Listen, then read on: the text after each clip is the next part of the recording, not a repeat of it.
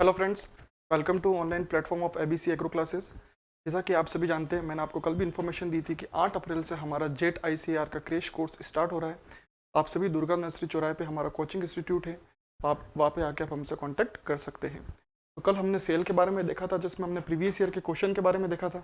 आज हमें केमिस्ट्री का एक बहुत important topic quantum numbers, quantum संख्याएं के बारे में पढ़ेंगे। क्वांटम नंबर से जेट और आईसीआर में 2 से 3 क्वेश्चन हर साल आते हैं, तो मिनिमम आप 2 क्वेश्चन तो मान के ही चलिए, इसलिए क्वांटम नंबर को मैंने एक अलग से टॉपिक लिया है। तो स्टार्ट करते हैं क्वांटम नंबर को।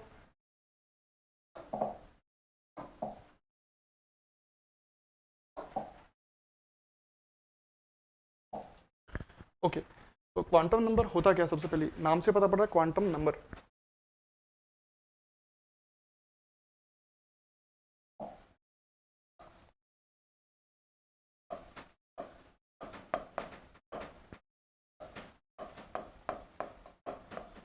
सबसे पहले हमें यह पता होना चाहिए कि क्वांटम नंबर हम पढ़ क्यों रहे हैं। क्वांटम नंबर जो है, क्वांटम संख्या जो है, उनके बारे में हमको पढ़ने की जरूरत क्यों पड़ी है? क्योंकि जैसे कि कोई भी एटम होता है, क्या होता है, कोई भी एटम है मेरे पास और उसके अंदर ये न्यूक्लियस है। तो किसी भी एटम की, क्या, किसी भी एटम में, किसी भी एटम में उसमें उपस्थित, क्या, किसी भी एटम में उपस्थित इलेक्ट्रॉन की सभी जानकारी, सभी जानकारी प्राप्त करने के लिए क्वांटम संख्याएं होती है।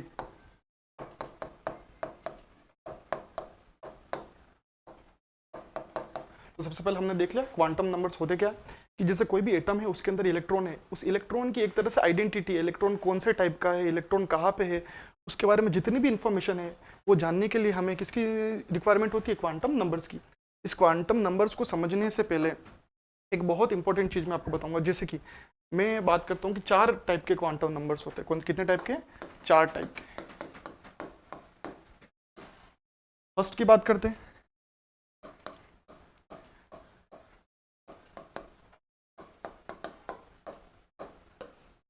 Principal quantum number. सेकंड है एजीमुथल क्वांटम नंबर। क्या है second? Azimuthal, azimuthal quantum number. जो थर्ड है, वो थर्ड है मैग्नेटिक क्वांटम नंबर।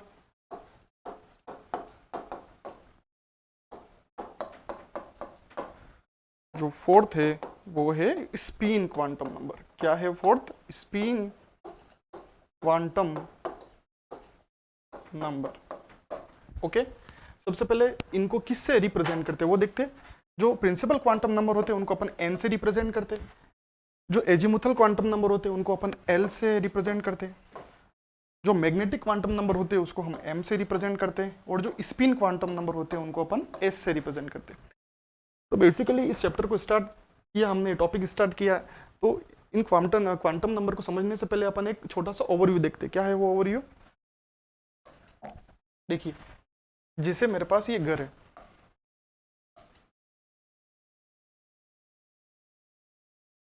जैसे ये मेरा घर है, इस घर में मैंने एंट्री की, ये मेरी एक फ्लोर है, नीचे फर्स्ट फ्लोर, ये मेरी एक सेकंड फ्लोर है, और इस सेकंड फ्लोर में मेरा एक रूम है। क्या है? मेरा एक रूम है। इस रूम में या तो मैं खड़ा हूँ या मैं बैठा हुआ हूँ। ठीक है, तो मैं इस चीज़ को कैसे समझाऊंगा? जैसे कि एग्जाम्पल की, मैं यूनिवर्सिटी रोड पे रहता हूँ, तो यूनिवर्सिटी रोड क्या है? मेरे घर का एड्रेस है। क्या है? एड्रेस, एड्रेस है मेरा। तो इस एड्रेस पे मैं रहता हूँ। तो इसका मतलब ये एड्रेस बताने का काम कि जो इलेक्ट्रॉन है वो किस ऑर्बिट में प्रेजेंट है, किस शेल में प्रेजेंट है, किस एनर्जी लेवल में प्रेजेंट है, उसके लिए हमारे पास कौन से होते हैं? उसके लिए हमारे पास होते हैं प्रिंसिपल क्वांटम नंबर। क्या होता है हमारे पास? प्रिंसिपल क्वांटम नंबर, मतलब एन से रिप्रेजेंट करते हैं। फिर घर में भी मैं कौन सी फ्लोर पे रहता हूँ? फर्स्ट फ्लोर पे रहता हूँ या सेकंड फ्लोर पे रहता हूँ? तो जैसे मैंने बताया कि मैं सेकंड फ्लोर पे रहता हूँ, तो सेकंड फ्लोर मेरा क्या है? जैसे कि मेरे उस घर के अंदर भी मेरी और क्या पोजीशन है वो बताने के लिए मैंने क्या बताया कि मैं सेकंड फ्लोर पे रहता हूँ।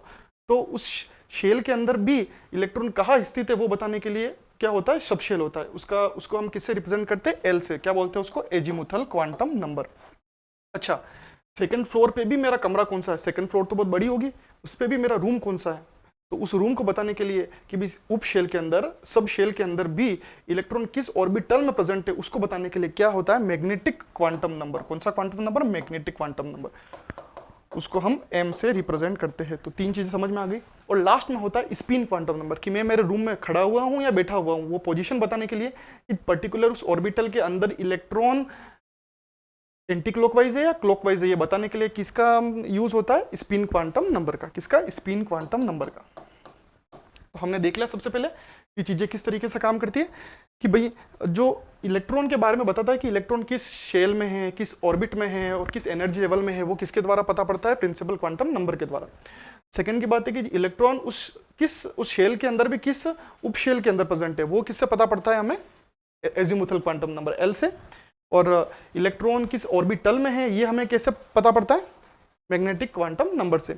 और लास्ट में स्पिन क्वांटम नंबर बताता है कि इलेक्ट्रॉन कैसे प्रेजेंट है, क्लॉकवाइज या एंटी क्लॉकवाइज। अब एक एक को हम डिटेल में पढ़ेंगे और बहुत अच्छे से पढ़ेंगे, बड़ी ध्यान से देखना।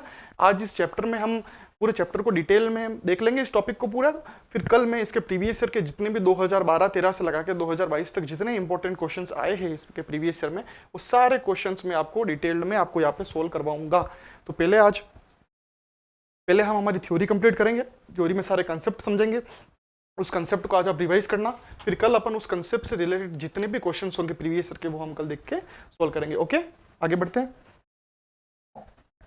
ठीक है, नेक्स्ट पे देखना आप। अब अपन ने देख लिया, अब अपन को एक एक करके सारे क्वांटम नंबर्स देखने हैं। तो सबसे पहली बात अपन क्या देखेंगे,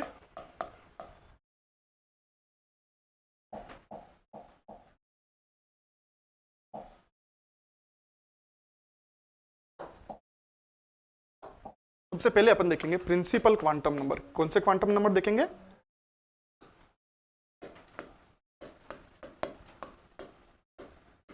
प्रिंसिपल क्वांटम नंबर। कौन से क्वांटम नंबर देखेंगे, प्रिंसिपल क्वांटम नंबर। इस प्रिंसिपल क्वांटम नंबर को हम रिप्रेजेंट कैसे करते हैं, n से। हमारा देखने का तरीका क्या क्या होगा, किस क्वांटम नंबर की खोज किसने की, ये भी पूछ सकते हैं। तो सबसे पहले अपन लिख देंगे इसमें, नेक्स्ट पॉइंट अपन इसमें डैश करके लिखेंगे, डिस्कवर्ड बाय। क्या, डिस्कवर्ड बाय, खोज। क्या लिखेंगे ब्रैकेट में, खोज किसने की, किसने की इसकी खोज। बड़ा सिंपल है, हमें सभी को पता है, इसकी खोज की बोर ने। किसने की, बोहर ने। ठीक है, प्रिंसिपल क्वांटम नंबर की खोज किसने की, बोर ने। फर्स्ट पॉइंट क्लियर हो गया। अब इसके अंदर ही हमारा जो सेकंड पॉइंट है वो कि हमें पता तो पड़ गया कि प्रिंसिपल क्वांटम नंबर की खोज किसने की। अब इसकी वैल्यू क्या क्या हो सकती है, क्या इसकी वैल्यू क्या क्या हो सकती है, उसकी वैल्यू देख सकते हैं। इसकी वैल्यू तो क्या लिखेंगे, n। अब इसको शॉर्ट फॉर्म में, बार बार प्रिंसिपल को पूरा नहीं लिखूंगा, प्रिंसिपल को किससे रिप्रेजेंट करूंगा, स्मॉल n से रिप्रेजेंट करूंगा। तो n की वैल्यू क्या क्या हो सकती है, n की वैल्यू क्या क्या हो सकती है। ठीक है, n की वैल्यू, इसको मैं भी अच्छे से एक्सप्लेन करूंगा, पहले आप मेरे को ध्यान से सुनिए। इसकी वैल्यू दो तरीके से हो सकती है, दो तरह की वैल्यू होती है, एक तो होती है प्रैक्टिकल, एक होती है थ्योरेटिकल वैल्यू। कौन सी वैल्यू होती है, एक तो होती है प्रैक्टिकल वैल्यू और एक होती है थ्योरेटिकल वैल्यू। जो प्रैक्टिकल वैल्यू है वो इसकी है 127। क्या है, 127। एक बार वापस लिख देता हूं अच्छे से, कि जो प्रैक्टिकल वैल्यू है वो है 127, और इसकी जो थ्योरेटिकल वैल्यू है वो थ्योरेटिकल वैल्यू होती है 1 to इन्फिनाइट। नाम से पता पड़ा, थ्योरेटिकल वैल्यू इन्फिनाइट तो कुछ हो सकता नहीं। अच्छा, मैं ये लिख रहा हूँ कि ये 1 to 7 है या 1 to इन्फिनाइट है, ये किस तरीके से वर्क करता है। देखिए इसको, ये जैसे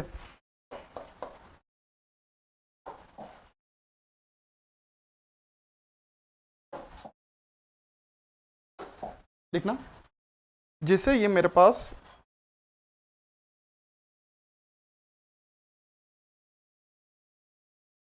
ठीक है, ये मेरे पास क्या है, न्यूक्लियस।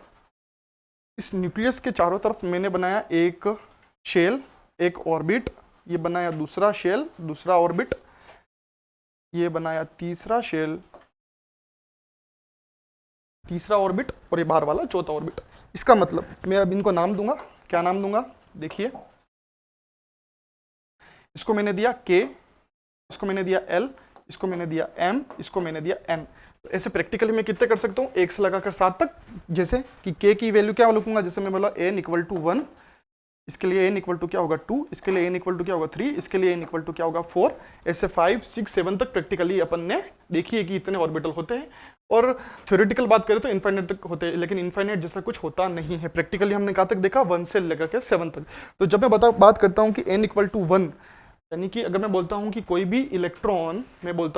भी इलेक्ट्रॉन, अगर के शेल में प्रेजेंट है या के ऑर्बिट में प्रेजेंट है या के एनर्जी लेवल में प्रेजेंट है, उसका मतलब उसके n किसकी बात करूँ, n equal to 1।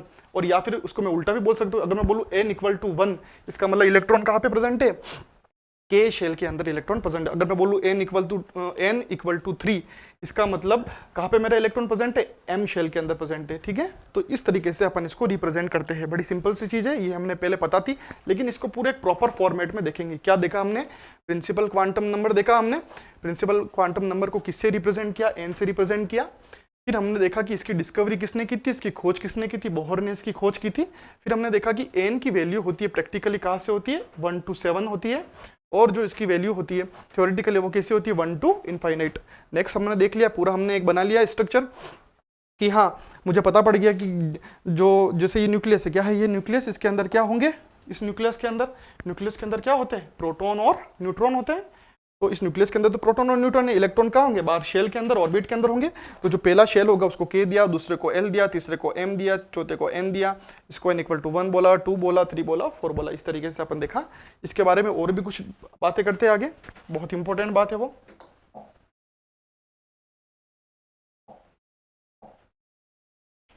Next point हमें ध्यान रखना है कि n की भाई n है तो है, अब n शो क्या करता है, n रिप्रेजेंट क्या करता है, तो लिखेंगे अपन n की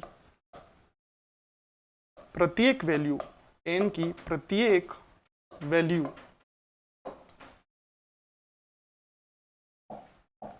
n की प्रत्येक वैल्यू, या कह सकते ब्रैकेट में इसको हिंदी में मान, n की प्रत्येक वैल्यू क्या शो करती है, शेल को या ऑर्बिट को या एनर्जी लेवल को।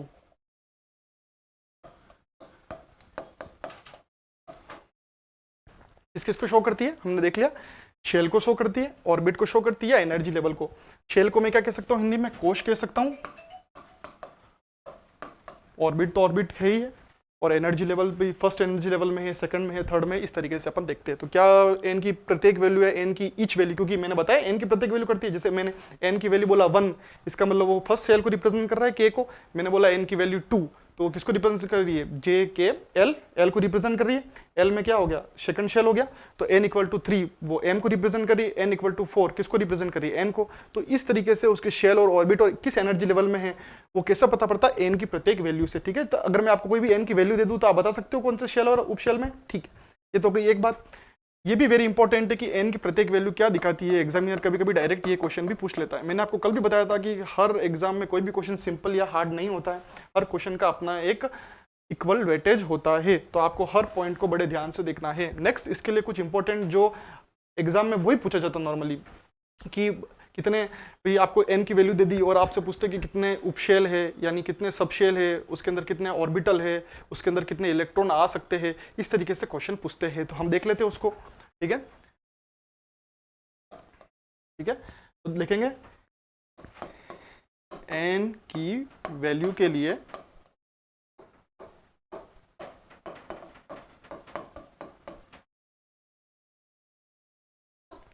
अगर कोई मुझसे बोले कितने नंबर ऑफ सबशेल है, सबशेल मतलब उपकोश, क्या बोलते हैं हिंदी में, कितने मतलब कितनी संख्या में उपकोश है, कितने नंबर ऑफ सबशेल है, तो मैं कैसे बताऊंगा, तो मैं बताऊंगा n। मतलब अगर मेरे बोलूं कि जैसे n प्रिंसिपल क्वांटम नंबर मेरे पास 2 है, n इक्वल टू कितना है 2, तो इसके अंदर कितने सबशेल होंगे, कितने उपकोश होंगे 2। तो जितनी n की वैल्यू है उतने ही उसके अंदर कितने उपकोश होंगे 2। और उपकोश कैसे होंगे वो अपन सेकंड एजीमुथल क्वांटम नंबर में भी मैं आपको बताऊंगा। तो अगर कोई बोले नंबर ऑफ सबशेल कितने हैं, तो जो n की वैल्यू है वही नंबर ऑफ सबशेल है। मैं नंबर ऑफ सबशेल की बात कर रहा हूँ, कौन सा है, एस है, पी है, डी है, एफ है, वो सब अपन बाद में देखेंगे। नंबर ऑफ मतलब संख्या कितनी है उसकी, कितनी संख्या कितनी है, नंबर ऑफ सबशेल कितने हैं, n होंगे, अगर प्रिंसिपल क्वांटम नंबर भी n है। जैसे एग्जाम्पल भी अपन देखेंगे इसके। सेकंड पॉइंट देखना, अगर कोई मुझसे पूछे कि नंबर ऑफ ऑर्बिटल, क्या नंबर ऑफ ऑर्बिटल, भाई अगर कोई पूछे कि मेरा n की वैल्यू है 2 है, n की वैल्यू 3 है, कितने नंबर ऑफ, जितने n दे रखे, तो नंबर ऑफ ऑर्बिटल्स कितने हैं, तो मैं नंबर ऑफ ऑर्बिटल्स कितना भरूंगा, जितनी n की वैल्यू है उसका स्क्वायर कर दूंगा, क्या बोलूंगा, n का स्क्वायर। जैसे मेरे पास n2 दे रखा है और बोला मुझे नंबर ऑफ ऑर्बिटल्स फाइंड करना है, बताओ कितने हैं इसमें, तो मैं क्या बताऊंगा, n का स्क्वायर, यानी 4 ऑर्बिटल्स है इसमें, ठीक है, मैं ऐसे बता सकता हूँ। तो ये ध्यान रखना कि नंबर ऑफ ऑर्बिटल्स फाइंड करने का फॉर्मूला क्या है, n का स्क्वायर। Okay, very good. अगला देखो, ठीक है, number of subshell, number of orbitals. Next की बात करते हैं। अब पूछते हैं नंबर ऑफ इलेक्ट्रॉन्स, ये भी बहुत फ्रिक्वेंटली पूछा जाने वाला क्वेश्चन है। क्या पूछा, नंबर ऑफ इलेक्ट्रॉन के बारे में पूछते हैं, क्या किसके बारे में पूछते हैं, नंबर ऑफ इलेक्ट्रॉन्स के बारे में पूछते हैं। नंबर ऑफ इलेक्ट्रॉन्स के बारे में अगर हमसे पूछे कि नंबर ऑफ इलेक्ट्रॉन्स क्या होंगे, तो हम उनको बता सकते हैं नंबर ऑफ इलेक्ट्रॉन, भाई जितने ऑर्बिटल होंगे, एक ऑर्बिटल के अंदर 2 इलेक्ट्रॉन आ सकते हैं मैक्सिमम, कितने आ सकते हैं, 2 इलेक्ट्रॉन्स। इसका मतलब अगर कोई मुझसे पूछे, मुझे इस फॉर्मूले को याद करने की जरूरत ही नहीं, अगर मुझे पता है नंबर ऑफ ऑर्बिटल n का स्क्वायर है, तो नंबर ऑफ इलेक्ट्रॉन्स कितने हो जाएंगे, 2 को मल्टीप्लाई कर दूंगा, 2n का स्क्वायर। तो इस तरीके से होते हैं क्वेश्चन। कैसे पूछ सकते हैं इसमें, बड़े सिंपल होते हैं, लेकिन क्वेश्चन 100% आते हैं। देखते हैं अपन क्वेश्चंस को भी। ओके, क्वेश्चन देखेंगे अपन इसमें। एक क्वेश्चंस में आपको बता देता हूं, जैसे मैं बोलता हूं कि n इक्वल टू 2 के लिए, क्या n इक्वल टू 2 के लिए क्या क्या बताना है, एक ही क्वेश्चन में अपन 3 चीजें देख लेते हैं। n इक्वल टू 2 के लिए सबशेल यानी उपकोश, subshell, orbital, comma, number of electrons ज्ञात कीजिए। ये क्वेश्चन बताया मैंने, आपके लिए क्वेश्चन बना दिया, ठीक है। n इक्वल टू 2 के लिए सबशेल, ऑर्बिटल और नंबर ऑफ इलेक्ट्रॉन्स ज्ञात कीजिए। तो n इक्वल टू 2 क्या दे रखा है मेरे पास, n इक्वल टू 2 दे रखा है, ये मेरे पास प्रिंसिपल क्वांटम नंबर पता है। अब मुझे पहला फर्स्ट मुझे निकालना है इसमें नंबर ऑफ सबशेल। मैंने अभी आपको क्या बताया, जितना प्रिंसिपल क्वांटम नंबर होगा, जितनी n की वैल्यू होगी, वही क्या होगा, नंबर ऑफ सबशेल। यानी n की वैल्यू 2 है तो नंबर ऑफ सबशेल कितने हो जाएंगे अपने पास, 2। एग्जाम में तो आपको सिर्फ एक ही पूछा जाएगा कि n इक्वल टू 2 के लिए सबशेल बताओ, या फिर पूछ लेगा ऑर्बिटल बताओ, या फिर पूछ लेगा नंबर ऑफ इलेक्ट्रॉन बताओ। क्योंकि अपन पढ़ रहे हैं अभी, अपन समझ रहे, तो अपन तीनों को एक ही क्वेश्चन में अपन ने मिक्स कर दिया। ओके, फिर अगर अपन से पूछे कि नंबर ऑफ ऑर्बिटल्स बताइए, नंबर ऑफ ऑर्बिटल्स बताइए, तो कितना है, n का स्क्वायर। क्या लिखूंगा मैं, n का स्क्वायर मतलब 2 का स्क्वायर मतलब 4। तो 4 मेरे पास क्या हो गए, ऑर्बिटल्स। अगर मैं पूछता हूं नंबर ऑफ इलेक्ट्रॉन्स, क्या पूछा मैंने, नंबर ऑफ इलेक्ट्रॉन्स कितने होंगे, तो इलेक्ट्रॉन्स कैसे फाइंड करूंगा मैं, 2n का स्क्वायर, 2 इंटू 2 का स्क्वायर यानी 2 इंटू 4 यानी कि कितना हो गया, 8। तो 8 इलेक्ट्रॉन मेरे पास होंगे। तो बड़ा सिंपल है, मैं इसलिए n इक्वल टू 3 भी कह सकता हूँ, n इक्वल टू 4 भी कह सकता हूँ, n इक्वल टू 5 किसके लिए भी फाइंड कर सकता हूँ। फॉर्मूला मेरे पास यही रहेगा, बस मुझे वैल्यू निकालनी आनी चाहिए। ओके, नेक्स्ट की तरफ मूव करते हैं। नेक्स्ट अपने पास है सेकंड क्वांटम नंबर, जिसका नाम है एजीमुथल क्वांटम नंबर। क्या नाम है उसका, एजीमुथल क्वांटम नंबर।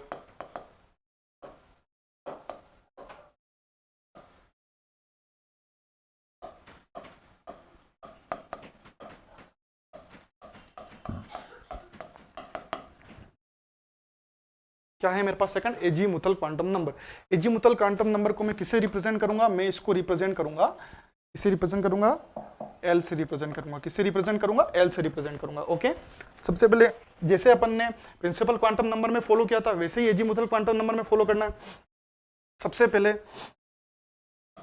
इसकी और लिखेंगे, सबसे पहला पॉइंट डिस्कवर्ड बाय,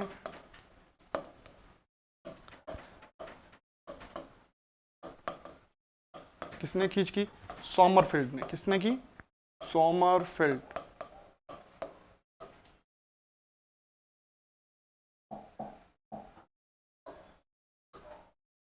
सोमरफेल्ड ने इसका क्या किया, डिस्कवरी की, इसकी खोज की। ओके, ठीक है। सेकंड पॉइंट, जैसे अपन ने प्रिंसिपल क्वांटम नंबर में लिखा था, वैसे ही देखेंगे कि n की वैल्यू क्या होती है,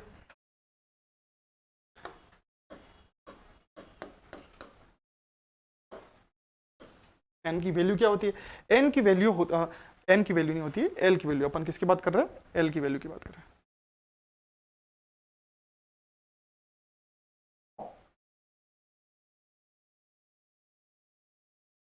किसकी वैल्यू की बात कर रहे हैं? एल की वैल्यू।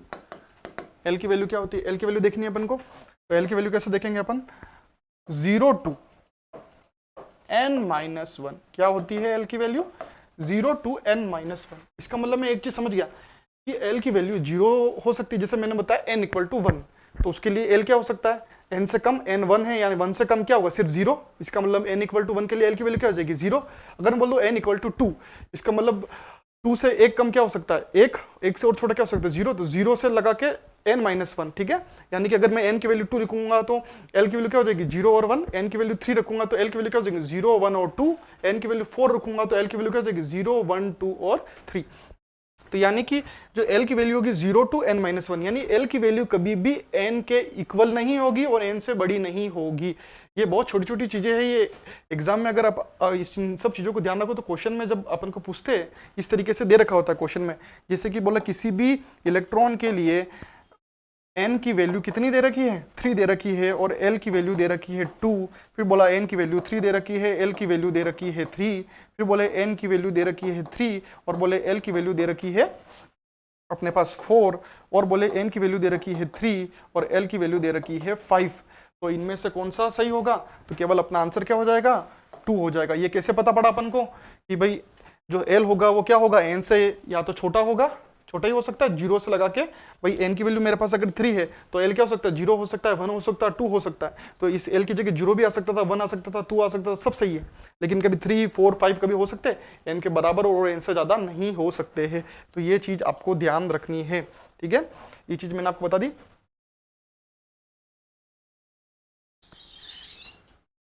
ओके, ये चीज अपन ने देख ली। ओके, ये क्या होगी? तो अपन को पता पड़ गया एल की वैल्यू क्या होती है? 0 टू n-1 होती है एल की वैल्यू। तो इसके लिए मैं ब्रैकेट में शॉर्ट में बता सकता हूं कि एल कभी भी n से न तो बड़ा होगा ना बराबर होगा। इस साइन का मतलब क्या है कि एल n से न कभी बड़ा होगा न कभी n के क्या होगा? बराबर होगा। इसको इस साइन से शो कर सकता हूं मैं। नेक्स्ट पॉइंट की तरफ मूव करते हैं। जब मुझे पता पड़ गया एल की वैल्यू क्या होगी, किसने इसको डिस्कवर किया, तो तीसरा पॉइंट में क्या कर सकता हूं कि एल की वैल्यू मुझे शो क्या करती है? एल की वैल्यू क्या शो करती है? तो एल की प्रत्येक वैल्यू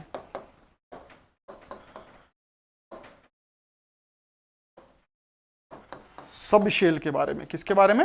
सब शेल, उपकोष के बारे में बताती है। किसके बारे में बताती है? उपकोष के बारे में। तो प्रिंसिपल क्वांटम नंबर में भी ऐसे ही देखा था अपन ने। क्या वो देखा था? डिस्कवर किसने किया? एल की वैल्यू क्या होती है? 0 से n-1, और एल की प्रत्येक वैल्यू क्या बताती है? सब शेल के बारे में, उपकोष के बारे में हमको बताती है। तो बहुत डिटेल में हो गया।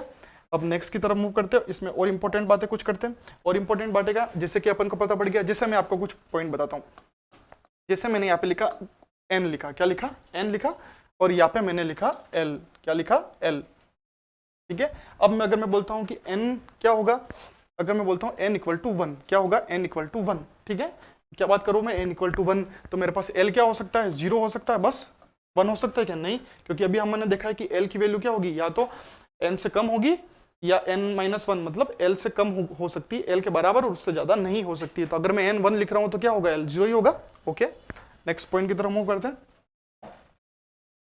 अगर मैं बोलता हूं कि n की वैल्यू 2 है तो l की वैल्यू मेरे पास क्या हो सकती है? 0 भी हो सकती है, 1 भी हो सकती है, 2 हो सकती है क्या? नहीं, क्योंकि l की वैल्यू कभी भी n के बराबर भी नहीं होगी और n से ज्यादा भी नहीं होगी, तो 0 और 1 ही हो सकता है। अगर मैं बोलता हूँ n इक्वल टू 3, तो l क्या हो सकता है? 0 हो सकता है, 1 हो सकता है, 2 हो सकता है, बस इससे ज्यादा नहीं होगा। अगर मैं बोलता हूँ n इक्वल टू 4, ठीक है, क्या बोलता हूँ n इक्वल टू 4, तो क्या हो सकता है? 0 हो सकता है, 1 हो सकता है, 2 हो सकता है और 3 हो सकता है। l की वैल्यू ये हो सकती है। अच्छा, ये तो हो गई एक चीज। ये चीज अपन को पता होनी चाहिए कि l की वैल्यू किस तरीके से अपन ने निकाल ली। ये चीज अपन को पता होनी चाहिए और ये चीज अपन को पता है। ये तो हो गई एक बात। फिर कि भाई 0, 1, 2, 3 ये तो अपन ने लिख दिया, लेकिन इनको रिप्रेजेंट कैसे करेंगे? क्या इनको रिप्रेजेंट कैसे करेंगे? तो रिप्रेजेंट करने का तरीका होता है कि n की वैल्यू, या फिर इसको चलो अगले पेज से स्टार्ट करते हैं, नेक्स्ट पेज से इसको लेते हैं, ठीक है। नेक्स्ट देखना, जैसे मैंने बोला कि l की वैल्यू और कौन सा सबशेल होगा, क्या कौन सा उपकोष होगा। जैसे अगर मैं l की वैल्यू 0 बोलता हूं तो उसके लिए कौन सा सबशेल लेता हूं मैं? s, ये हम सबको पता है। अगर मैं l की वैल्यू 1 लेता हूं तो इसके लिए मैं क्या लिखता हूं? p, और मैं अगर s की वैल्यू क्या लेता हूँ, l की वैल्यू 0 हो गया, 1 हो गया, 2 लेता हूँ तो इसके लिए मैं क्या लिखता हूँ, s p d सब स्मॉल में होंगे। 3 लेता हूँ तो इसके लिए मैं क्या लिखता हूँ, f लिखता हूँ।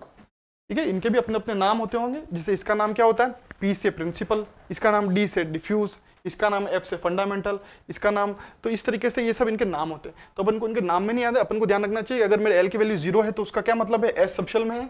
L की वैल्यू 1 है, इसका मतलब वो किस में है, P सब शेल में है। L की वैल्यू 2 है तो इसका मतलब वो D सब शेल में है, और L की वैल्यू 3 है तो वो F सब शेल में है। तो इस तरीके से अपन को इनके नाम नंबर, तो जैसे पहले अपन ने देख लेते, इससे पहले वाले में जाते हैं, देखो अब अपन ने क्या देखा था, n इक्वल टू 1 के लिए l इक्वल टू 0, तो अपन देखेंगे सबशेल कौन कौन से होंगे इसके अंदर। 0 के लिए मैंने क्या नाम बताया, s होगा, बताया था s होगा। ओके, 2 के लिए क्या होगा, 0 और 1, 0 के लिए s होगा, और p 2 सबशेल होंगे, इधर 0 1 2 है तो s होगा, p होगा, और 2 के लिए d होगा। इधर क्या है, 0 1 2 3 है तो क्या होगा, s होगा, p होगा, d होगा, f होगा। इससे आगे बढ़ सकते हो, g और h वो सब क्या है, न्यू है, नए हैं, आने वाले फ्यूचर में अपन उनका यूज करेंगे। अभी अपने कब तक है, एफ तक चल रहा है, अभी अपने एफ में पूरे फिल हो जाते हैं तो एफ तक है। तो अभी अपन ने किसकी बात की, एफ तक। ज्यादा अपन को चीजों को कॉम्प्लेक्स नहीं बनाना है, अपने एग्जाम के क्वेश्चन क्लियरली सोल्व हो जाने चाहिए। ओके, नेक्स्ट बात करते हैं 0 1 2 3 एसपीडीए, बात कर ली अपन ने। तो अगर कोई मुझे बोले एल की वैल्यू क्या, मैं फाइंड कर सकता हूँ एन की वैल्यू से, कोई मुझे बोले उसके सबशेल कौन कौन से वो भी फाइंड कर सकता हूँ। नेक्स्ट बात करते हैं, एल की वैल्यू बात की, और एल से सबशेल से और क्या पता पड़ सकता है, एक होता है बहुत वेरी वेरी वेरी इंपॉर्टेंट, क्या, वेरी वेरी इंपॉर्टेंट, इसका नाम होता है क्या होता है इसका नाम,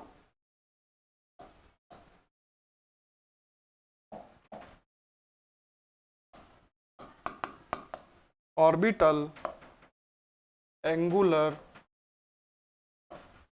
मोमेंटम।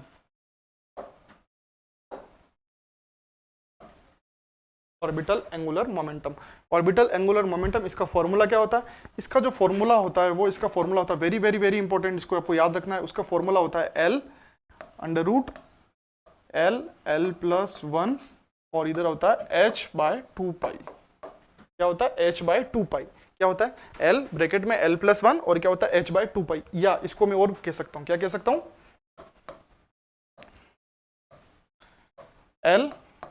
एल प्लस 1 और एच डैश। एच डैश का मतलब क्या होता है, यहाँ पे मैं लिख लेता हूँ, एच डैश की वैल्यू किसके बराबर होती है, एच डैश की वैल्यू होती है एच बाय 2 पाई। एग्जाम में कभी कभी एग्जामिनर हमको कंफ्यूज करने के लिए क्या पूछ लेता है, एच बाय 2 पाई की जगह क्या दे देता है, एच डैश दे सकता है। तो एच डैश का मतलब भी एच बाय 2 पाई होता है, और एच बाय 2 पाई का मतलब भी एच डैश ही होता है। तो हमें कंफ्यूज नहीं होना है, ठीक है। अब किस किस वैल्यू के लिए, जैसे हर चीज ये सब क्वेश्चन बन सकते हैं, इसको भी अपन पॉइंट्स के फॉर्म में लिख रहे हैं। जैसे अगर मैं बोलूं मेरे पास एस सबशेल की बात कर लूं, एल की वैल्यू की बात कर लूं, और ऑर्बिटल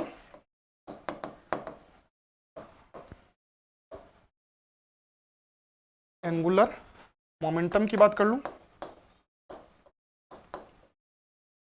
ऑर्बिटल एंगुलर मोमेंटम की बात कर लूं। जैसे अगर सबशेल मेरे पास एस है, पी होता है, डी होता है, एफ होता है। एस के लिए क्या होगा, एल की वैल्यू 0, पी के लिए क्या होगी 1, डी के लिए क्या होगी 2, एफ के लिए क्या होगी 3। इस तरीके से चलती रहेगी मेरे पास वैल्यू। ओके, ठीक है, जैसे मैंने अभी आपको पीछे बताया,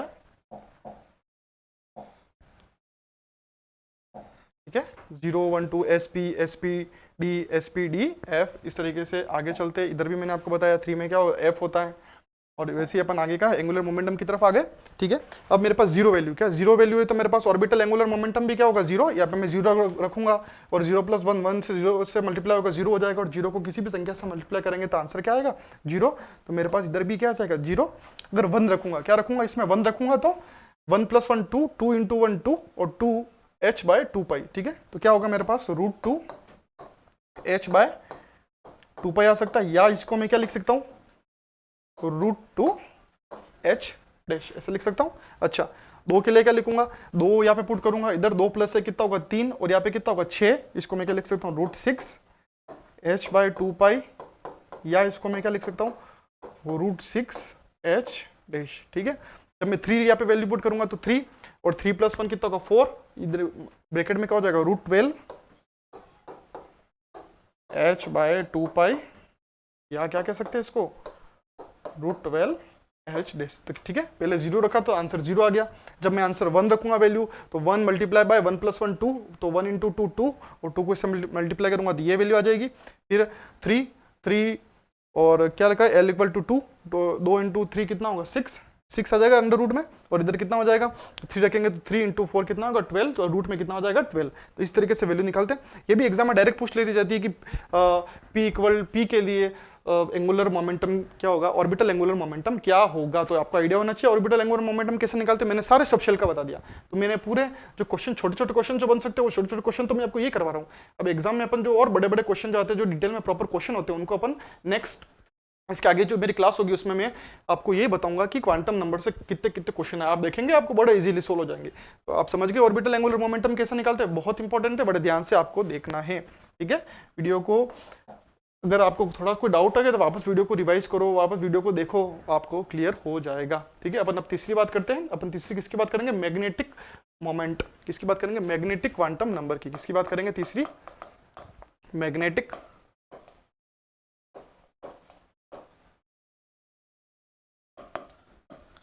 magnetic quantum number.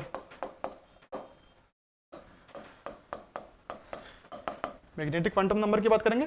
Magnetic quantum number को किससे रिप्रेजेंट करते हैं, मैग्नेटिक क्वांटम नंबर को m से रिप्रेजेंट करते हैं। मैग्नेटिक क्वांटम नंबर की वैल्यू क्या क्या हो सकती है, तो मैग्नेटिक क्वांटम नंबर के बारे में भी वही बातें करेंगे जो अपन ने प्रिंसिपल के बारे में की थी और एजीमुथल के बारे में की थी। कैसे, इसकी डिस्कवरी किसने की थी, ये भी क्या बोल सकते हैं इसको, डिस्कवर्ड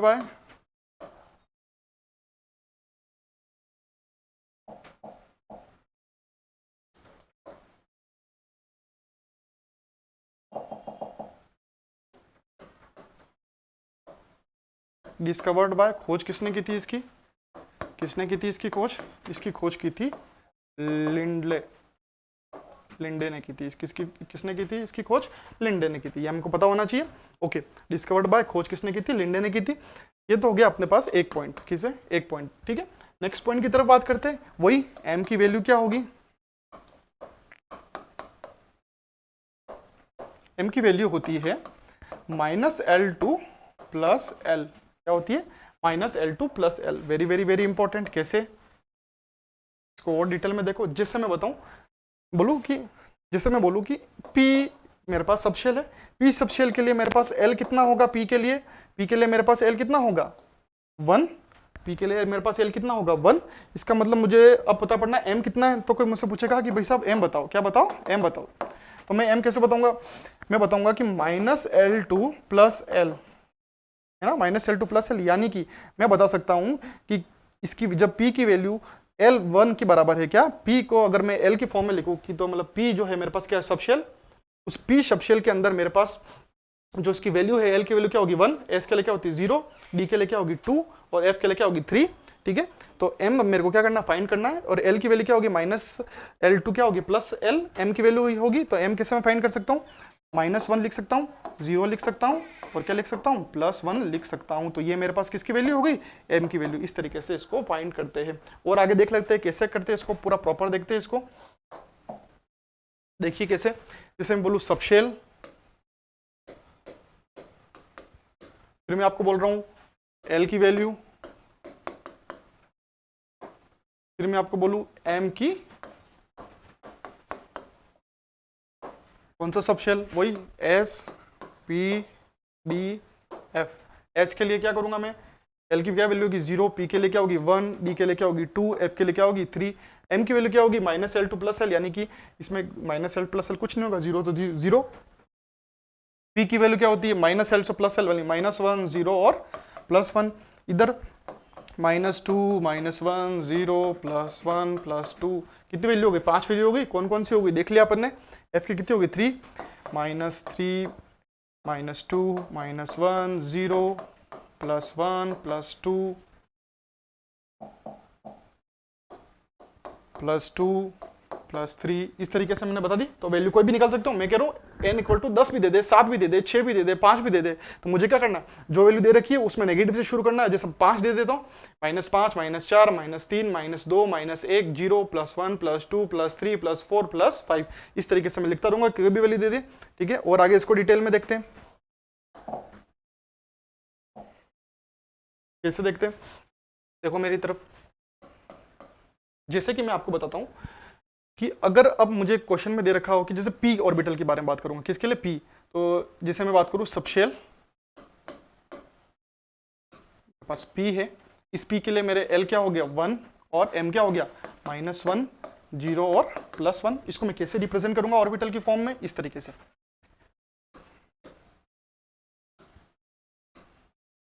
तीन ऑर्बिटल बना लिया मैंने, इसको मैंने नाम दे दिया px, इसको मैंने नाम दे दिया pz, इसको मैंने नाम दे दिया py। नॉर्मली अपन px py pz कर लेते हैं, लेकिन जब अपन स्पेशली क्वांटम नंबर पढ़ते हैं तो अपन सेंटर वाले को क्या मानते हैं, pz मानते हैं। ये भी आपको ध्यान रखना, नॉर्मली अपन px py pz किसको भी दे सकते हैं, क्योंकि ये परपेंडिकुलर होते हैं। क्या होते हैं, परपेंडिकुलर, मतलब 90 डिग्री के एंगल पे होते हैं, तो किसी भी एक्सिस को कुछ भी नाम दे सकते हैं। ठीक है, जैसे कि मैं आपको बताऊं, जैसे ये होता है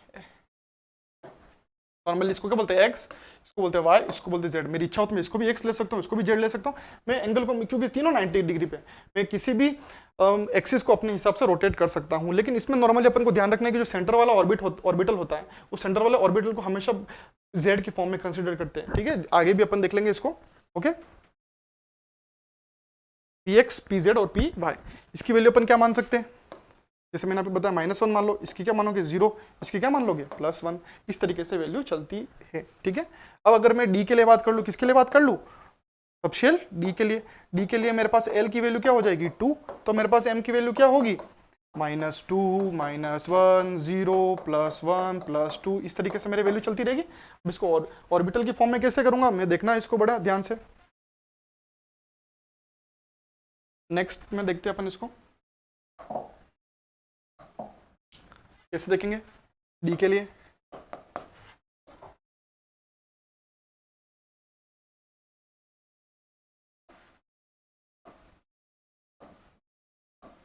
ठीक है, 5 हो गए। 5 में जैसे मैंने लिखा D X Y D Y Z, इसको मैंने कहा सेंटर वाले को लिखेंगे डी जेड का स्क्वायर डी जेड एक्स और डी एक्स स्क्वायर और वाई स्क्वायर। इस तरीके से देखेंगे। नंबर कैसे देंगे, सेंटर वाले को क्या देंगे, कोशिश करेंगे हमेशा क्या देंगे 0 देंगे। इसको कैसे देखेंगे +1 -1 +2 -2, इधर भी सेम ऐसे ही, ऊपर प्लस लिख दिया तो इधर माइनस लिख दो।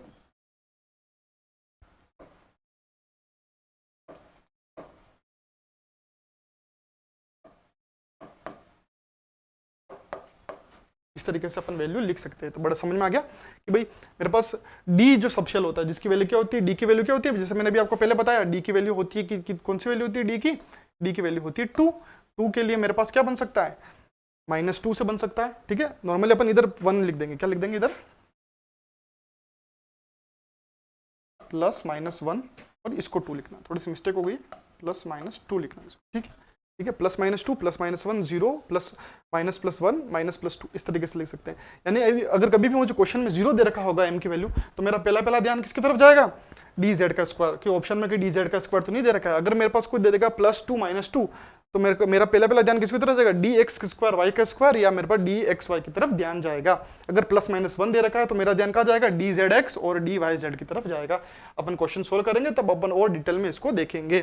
ठीक है, इस तरीके से ये क्या होता है, मैग्नेटिक क्वांटम नंबर भी अपन ने देख लिए थे। अपन नेक्स्ट आगे की तरफ मूव करते हैं। अब अपन देखते हैं, क्या देखते हैं अब अपन, लास्ट जो फोर्थ बचता है वो क्या बचता है, स्पिन क्वांटम नंबर। क्या बचता है अपने पास, स्पिन क्वांटम नंबर। बड़ा ध्यान से, बड़ा धीरे से, बड़ा डिटेल में अपन देख रहे हैं, बड़ा ध्यान से देखना। हमेशा 2 क्वेश्चन आते हैं, मिनिमम 2 क्वेश्चन तो आते ही है। 2 क्वेश्चन मतलब 8 नंबर जेट में इसका बड़ा, जेट और आईसीआर में इसका बड़ा क्या है, इंपॉर्टेंस है। Okay, principal spin quantum number को देखते हैं। स्पिन क्वांटम नंबर में क्या है, इसकी खोज किसने की थी, इसकी खोज की थी, लिख सकते हैं डिस्कवर्ड बाय, या इसकी खोज किसने की थी, इसकी खोज की थी यूरेल बेक ने, यूरेल बेक व गोल्डस्मिथ की, क्या गोल्डस्मिथ ने क्या की थी, इसकी खोज की थी, इसको डिस्कवर किया था। वही एस की वैल्यू, एस की वैल्यू क्या हो सकती है, एस की वैल्यू हो सकती है +1 या +1/2 और -1/2। कैसे देखेंगे इसको, इस तरीके से देखेंगे।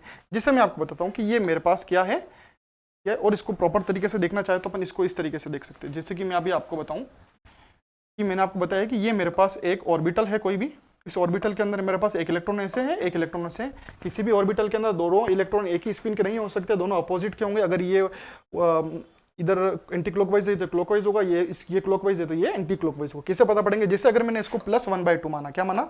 +1/2, तो मैं इसको क्या बोलूंगा? -1/2। या मैंने इसको अगर -1/2 माना तो मैं इसको क्या बोलूंगा? +1/2। वो आपकी इच्छा है, आप किसको भी मानो, इसका कोई फिक्स नहीं है। हाँ, लेकिन बस एक ध्यान रखना, अगर आपने एक को -1/2 माना, दूसरे को +1/2, अगर दूसरे को +1/2 माना तो एक को -1/2। तो नॉर्मली अपन क्या मानते हैं कि प्लस जो खड़ा होता है, जो सीधा होता है, उस इलेक्ट्रॉन को क्या बोलते हैं? +1/2, और जो नॉर्मली उल्टा होता है उसको क्या बोलते हैं? -1/2। तो ज्यादा कंफ्यूज नहीं हो, इसलिए अपन ऊपर वाली वैल्यू को ही रहने देते हैं। मैंने आपको थोड़ा डिटेल में समझाने के लिए ये चीज बताई थी, ठीक है। नॉर्मली अब जब भी इलेक्ट्रॉन ऐसे आएगा, नॉर्मली हम उसको क्या कंसिडर करेंगे? +1/2, और अगर इलेक्ट्रॉन ऐसे आएगा तो उसको क्या कंसिडर करेंगे? -1/2। अब इस जो प्लस वाले को क्या अपन कह सकते हैं? इसको बोल सकते हैं क्लॉकवाइज। क्या बोल सकते हैं? क्लॉकवाइज। और -1/2 वाले को क्या बोलते हैं? Anti clockwise. घड़ी की दिशा में घड़ी ऐसे चलती है, जैसे ये 12 बज गई, 1 2 3 4 क्लॉकवाइज, और अगर उल्टी चले तो एंटी क्लॉकवाइज। तो +1/2 को मैंने क्या माना? क्लॉकवाइज, और -1/2 को क्या माना? Anti clockwise. अच्छा, इसकी सबसे इंपॉर्टेंट बात आपको याद रखनी है, 16, इसकी जो सबसे इंपॉर्टेंट बात है स्पिन क्वांटम नंबर की, वो आपको याद रखनी है कि यह क्वांटम नंबर, क्या? यह quantum number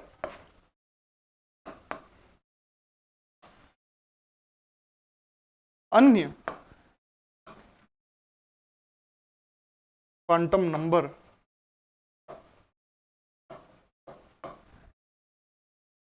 principal quantum number, azimuthal quantum number और मैग्नेटिक क्वांटम नंबर से संबंधित नहीं होता है। संबंधित नहीं होता है मतलब इसकी वैल्यू उस पर डिपेंडेंट नहीं करती है।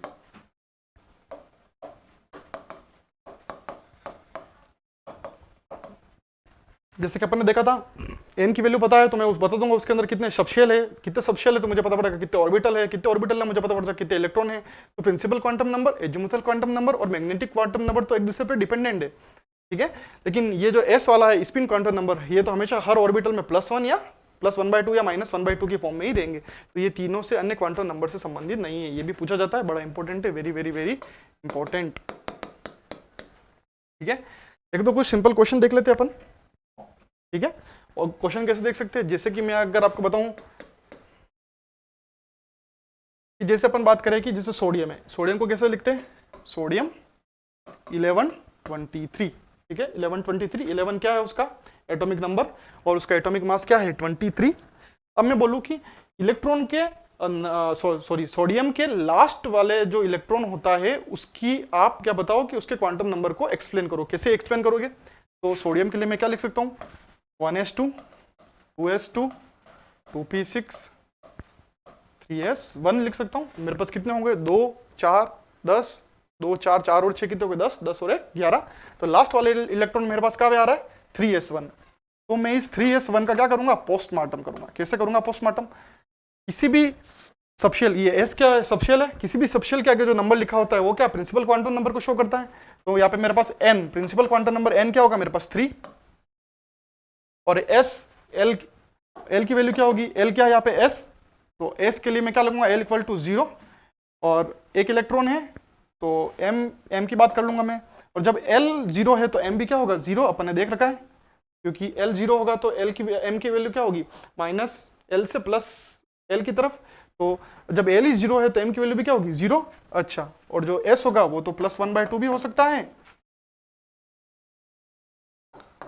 +1/2 भी हो सकता है, और -1/2 भी हो सकता है। तो ऐसे कोई भी पूछ सकता है आपको कौन से भी इलेक्ट्रॉन के बारे में। और आगे देख लेते हैं, ठीक है। अगर मुझे क्वेश्चन इस तरीके से दिया जाए, अगर मुझे क्वेश्चन इस तरीके से दिया जाए जिससे मुझे दे दे कि n की वैल्यू है मेरे पास 3, l की वैल्यू है मेरे पास 1, क्या है l की वैल्यू? मेरे पास 1, और m की वैल्यू मेरे पास है, m की वैल्यू मेरे पास है 0, और s की वैल्यू मेरे पास है +1/2। -1/2 कुछ भी दे सकते हो, उससे कोई फर्क नहीं पड़ता है। तो मैंने कैसे देख लिया? मेरे को पता पड़ा n की वैल्यू क्या है? 3। मैंने सबसे पहले आगे लिख लिया 3, ठीक है। मैंने आपको बताया ना कि कोई भी, जैसे मैं आपको बढ़ाऊं कि 3p x और इस तरीके से बताऊं, तो जैसे मैं आपको बताऊँ 3p और मैं बोलूँगा 2 लिखा हुआ है, px2 लिखा हुआ है, तो इसका मतलब जो आगे रिप्रेजेंट कर रहा है वो किसको रिप्रेजेंट कर रहा है? प्रिंसिपल क्वांटम नंबर को, ठीक है, प्रिंसिपल क्वांटम नंबर को कर रहा है, ठीक है। तो इसको मैं मिटा देता हूँ, अपन क्वेश्चन को सोल्व करते हैं। आगे मैंने लिख दिया 3। अब ये क्या लिखा रखा है? एस, ये किसको रिप्रेजेंट कर रहा है? सबशेल को। किसको रिप्रेजेंट कर रहा है? सबशेल को। तो एल की वैल्यू 1 है, इसका मतलब ये कौन सा सबशेल की बात कर रहा है? अगर मेरे पास एल की वैल्यू 0 होती तो मैं कौन सा सबशेल होता? एस। एल की वैल्यू अगर मेरे पास 1 है, इसका मतलब कौन सा सबशेल है? पी। तो मैं यहाँ पे क्या लिख दूंगा? पी। अच्छा, m की वैल्यू 0 है, यानी p सब शेल के अंदर भी 3 ऑर्बिटल है, px, py और pz। m की वैल्यू 0 मतलब अपन ने क्या कंसीडर किया था? अपन ने देखा था कि हाँ, कि मेरे पास क्या था, इसको अगर मैंने px माना, इसको मैंने pz माना था, और इसको मैंने क्या माना था? py। इसकी वैल्यू 0 थी, इसकी वैल्यू क्या थी? इसकी वैल्यू मैंने लिखी थी -1, इसकी वैल्यू क्या लिखी थी? +1। इस तरीके से माना था। जब मेरे पास m की वैल्यू 0 दे रखी है, इसका मतलब मैं किसकी बात कर रहा हूँ? pz की बात कर रहा हूँ। तो मैं यहाँ पे क्या लिख सकता हूँ? pz लिख सकता हूँ, और एक और +1/2, इसका मतलब एक इलेक्ट्रॉन के बारे में बात कर रहा है, तो यहाँ पे 1 लगा दिया। इस तरीके से मैंने प्रॉपर इसको, मैं किसी भी एग्जाम में इसी तरीके से देता है और ये पूछता है कि निम्न में से कौन सा सही है। ऑप्शन ए दे सकता है आपको ये, ठीक है, इस तरीके से इसको सोल्व करना है। एग्जाम में कुछ भी ऑप्शन दे सकता है, जैसे एग्जाम में एक ऑप्शन दे दिया कि 2px1 दे दिया, एग्जाम में दे दिया 3py1 दे दिया, एग्जाम में दे दिया 3pz1 दे दिया, एग्जाम में दे दिया क्या दे दिया? 2pz1 दे दिया, इस तरीके से दे दिया। तो हमारा सही आंसर क्या हो जाएगा? 3pz1। तो ये मैंने आपको पूरा सोल्व करना सिखा दिया। कल प्रीवियस ईयर में भी आपके ऐसे बहुत सारे क्वेश्चन 2022 में आया हुआ क्वेश्चन है, इस तरीके से कैसे सोल्व करेंगे कल, और प्रीवियस ईयर के क्वेश्चन जब देखेंगे तो और डिटेल में इसको देखेंगे। एक क्वेश्चन और समझा देता हूँ आपको इसी पैटर्न पे, कैसे देखना है उस क्वेश्चन को, जिसे मेरे पास बता रखा हो। जैसे मैं आपको बोलूँ n की वैल्यू मेरे पास है 2, l की वैल्यू मेरे पास है 0, m की वैल्यू मेरे पास है 0, और s में बोल रहा हूं आपको +1/2। तो मैंने क्या बोला आपको? n2 मैंने यहाँ पे 2 लिख दिया, l क्या है? 0, मतलब s सब शेल की बात कर रहा हूं, और m भी क्या है? 0, मतलब s के लिए क्या है? 0, और s क्या है? एक इलेक्ट्रॉन है, कोई भी +1 या -1, कुछ भी +1/2 या -1/2 कुछ भी लिख सकता हूँ। मेरे पास क्या हो गया? 2s1, इस फॉर्म में इसको लिख सकता हूँ। तो इस टॉपिक के जितनी भी थ्योरी थी इंपॉर्टेंट, उस थ्योरी को मैंने आपको समझा दिया। कल अपन इसके इंपॉर्टेंट, या नेक्स्ट क्लास में जब भी होगी मेरी, तो इसके जो भी इंपॉर्टेंट क्वेश्चन होंगे उस इंपॉर्टेंट क्वेश्चन को अपन देखेंगे, और देखेंगे कि उस इंपॉर्टेंट क्वेश्चन को किस तरीके से सोल्व करना है। तो हर एग्जाम में 1 या 2 क्वेश्चन जेड के प्रीवियस ईयर में आता ही है। मैंने सारे क्वांटम नंबर को डिटेल में आपको समझा दिए, हर क्वांटम नंबर की वैल्यू क्या होती है, वैल्यू कैसे निकाल सकते हैं, कितने ऑर्बिटल होते हैं, कितने सबशेल होते हैं, क्या शेल क्या होता है, हर क्वांटम नंबर के बारे में बड़ा डिटेल देख लिया, साइंटिस्ट के नाम देख लिए। अब अपन प्रीवियस ईयर के क्वेश्चन अगली क्लास में देखेंगे। तो जैसे कि हमने जेट ICAR का एग्ज़ाम, जो जेट का एग्ज़ाम है वो 14 मई को है, तो इसके लिए हमने क्रैश कोर्स भी स्टार्ट कर दिया है। 8 मई से क्रैश कोर्स चालू हो रहे हैं। तो आप दुर्गा नर्सरी चौराहे पे हमारे कोचिंग इंस्टीट्यूट पे भी आइए, और आप ऑनलाइन भी हमसे जुड़िए। चैनल को सब्सक्राइब कीजिए, चैनल को लाइक कीजिए। इसी तरीके से आपको बहुत इंपॉर्टेंट जितने भी टॉपिक है यूट्यूब पे करा दिए जाएंगे। प्रीवियस ईयर के जितने भी एग्जाम के क्वेश्चन पेपर के जितने भी क्वेश्चन आए होंगे क्वेश्चन पेपर में, उसके 2013 से 2022 तक एकदम सिस्टमेटिक, जैसे सेल के मैंने क्या 2022 से लगा के 2013 तक के सिस्टमेटिक प्रीवियस ईयर के जितने 20 से 25 क्वेश्चन आए थे आपको सोल्व करा दिए थे, उनको डिटेल में सोल्व कराया था। क्वांटम नंबर को भी अपन डिटेल में देखेंगे। इसलिए आपका हर एक टॉपिक जो एग्जाम में 1-2 क्वेश्चन 3 क्वेश्चन का वेटेज रखता है, उसको अपन प्रॉपर देख लेंगे। तो चैनल से जुड़िए, चैनल को लाइक कीजिए, चैनल को सब्सक्राइब कीजिए, कमेंट्स कीजिए, जुड़ते रहिए हमसे। इसी तरह की इंपॉर्टेंट इन्फॉर्मेशन ध्यान रखिए, लेते रहिए। Thank you so much.